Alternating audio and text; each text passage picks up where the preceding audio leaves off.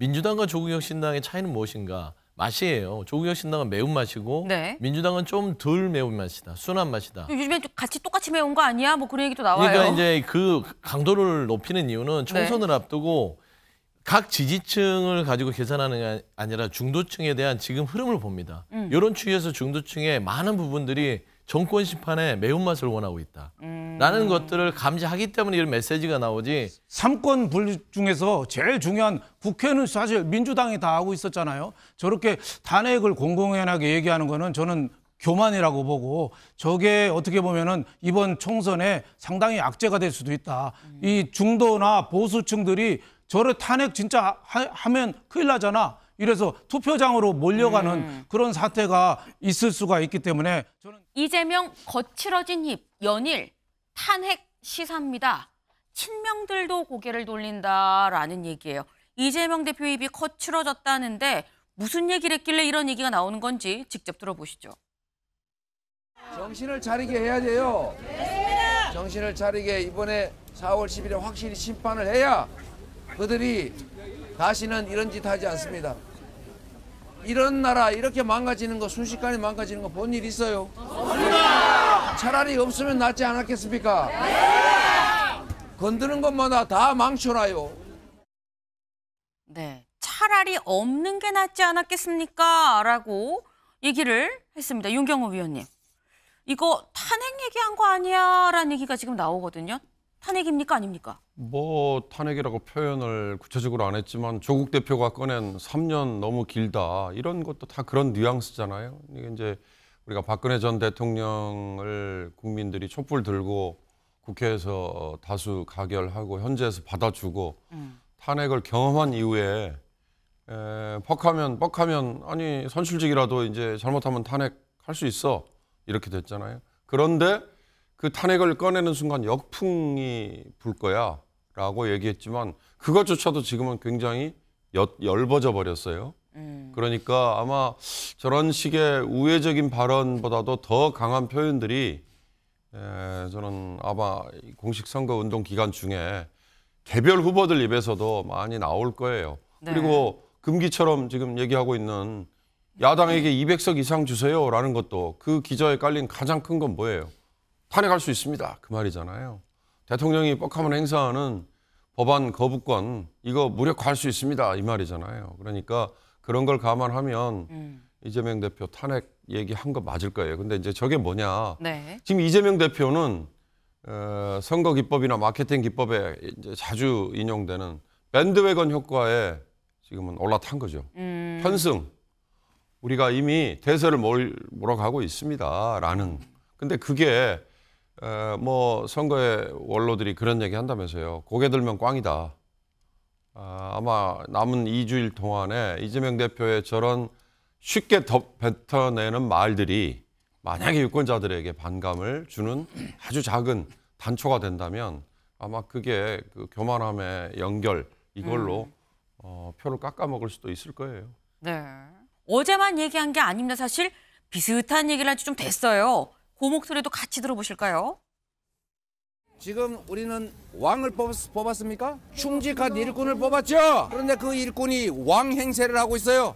이러자고 우리가 세금 내고 이러자고 대통령 뽑았습니까? 이제는 권력을 회수할 때입니다.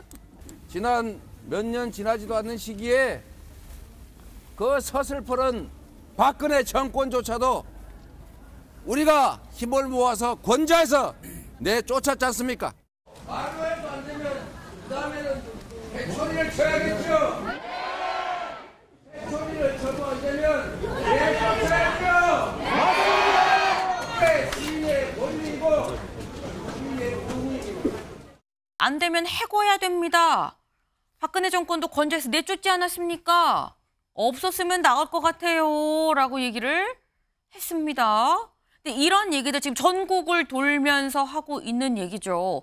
근데 이런 얘기를 그럼 들어보면 윤영걸 대표님. 네.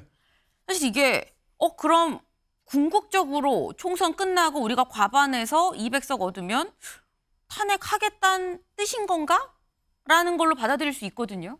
지금 뭐 사실상 탄핵을 얘기하는 거죠. 저런 대통령 없는 게 낫다. 정권 종식을 공공연하게 얘기하잖아요. 네. 그러니까 지금 국회에서 200석 넘으면 사실 탄핵을 할 수 있어요. 하지만 지금 우리나라 탄핵 제도는 대통령의 불법이나 뭐 위법이 있어야지 할 수 있고 국회에서 200석 이상 해야지 통과가 되거든요. 더욱 중요한 거는 국민들이 박근혜 전 대통령도 탄핵됐는데 또다시 헌정 중단 상태가 있어서는 안 된다는 그 불안감이 있을 수 있어요. 그리고 또 정권 심판을 한다는데 사실 3권 분리 중에서 제일 중요한 국회는 사실 민주당이 다 하고 있었잖아요. 저렇게 탄핵을 공공연하게 얘기하는 거는 저는 교만이라고 보고 저게 어떻게 보면은 이번 총선에 상당히 악재가 될 수도 있다.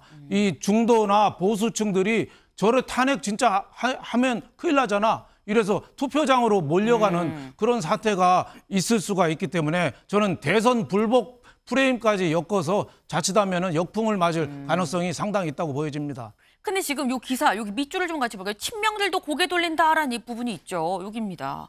이 대표의 발언 수위가 높아지면서 이른바 친명 마케팅을 통해 당내 경선에서 승리했던 후보들이 본선에선 이 대표와 거리 두기를 시도하는 모습도 눈에 띈다. 주로 수도권 험지 후보들이다.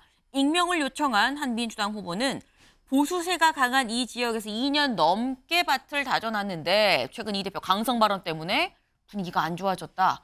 오히려 공동선대위원장인 김부겸 전 총리가 도움을 주셨으면 한다라고 덧붙였다라고 얘기를 했어요. 여기를 보겠습니다. 한 야권 관계자, 선거가 임박하면 격전지 후보들이 이 대표와 더 강하게 선을 그을 거다라고 전망했다라는 겁니다. 서영주 대변인님. 네. 지금 이재명 대표의 얘기가 너무 세면 세질수록 오히려 약간 역풍이랑 뭐 얘가 비슷할 수, 이건 아까는 보수 결집 말씀하셨습니다만 민주당 후보인데 중도층의 표심이 상당히 중요한 이런 지역에서는 역풍이 불어서 오히려 떨어지는 거 아니야라는 우려가 있다는 거거든요. 이거 이재명 대표는 염두 안 뒀을까요? 그럴 수도 있어요. 근데 네. 평상시 같으면. 예, 평상시에 총선을 앞두지 않고 정권 초반에나 이랬을 때 탄핵을 얘기하거나 정권을 내려오게 해야겠다라는 것들은 굉장히 거부감이 있죠. 그건 바로 역풍을 맞습니다. 그래서 총선 전에는 민주당 내에서도 일부 의원들이 그런 강성 발언을 했을 땐 자제시키는 분위기였는데 네. 총선은 아니에요. 저는 이게 이 시점이라든지 기류를 파악하고 던지는 메시지 같습니다. 하나의 시점을 보면 최근에 조국혁신당의 이변을 보고 있습니다. 제가 이제 처음 얘기했지만 민주당과 조국혁신당의 차이는 무엇인가? 맛이에요. 조국혁신당은 매운맛이고 네. 민주당은 좀 덜 매운맛이다. 순한 맛이다. 요즘에 같이 똑같이 매운 거 아니야? 뭐 그런 얘기도 나와요. 그러니까 이제 그 강도를 높이는 이유는 총선을 앞두고 각 지지층을 가지고 계산하는 게 아니라 중도층에 대한 지금 흐름을 봅니다. 이런 추이에서 중도층의 많은 부분들이 정권 심판에 매운맛을 원하고 있다라는 것들을 감지하기 때문에 이런 메시지가 나오지 그냥 아무 생각 없이 느낌대로 그냥 막 하고 싶은 말을 하는 게 아니에요. 모든 게 메시지는 전략대로 움직입니다. 네. 그런 측면에서는 지금 현재 조금 과하게 탄핵을 얘기한다 하더라도 네. 중도층의 민심 자체가 그걸 요구하고 있습니다. 지금 매운맛을 요구하고 있는 것이고 여기에 역풍을 불지 않기 때문에 이런 발언들이 가는 것이고 또 일견에서는 조국혁신당과 선의의 경쟁이라고 해야 될까요? 좀 이런 정권 심판에 요구하는 그런 지지층들을 흡입하기 위한 네. 또 그런 메시지 경쟁도 있을 수 있다. 다만 이제 아까 앞서 얘기했듯이 보수 지지층의 결집은 있을 수 있다. 네. 그럼에도 불구하고 중도층을 잡는 데 있어서는 나쁘지 않는 메시지라고 판단한 것 같습니다. 중도층이 매운맛을 원한다는 분석입니다.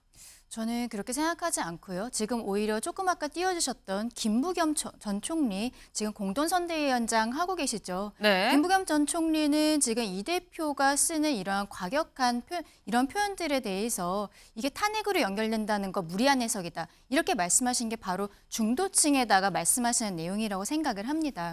저는 지금 이재명 대표가 연일 탄핵을 연상시키는 말을 이야기하고 있는 것은 결국에는 조국 대표에 대한 어떠한 견제 심리라고 볼 수밖에 없다라고 생각하는데요.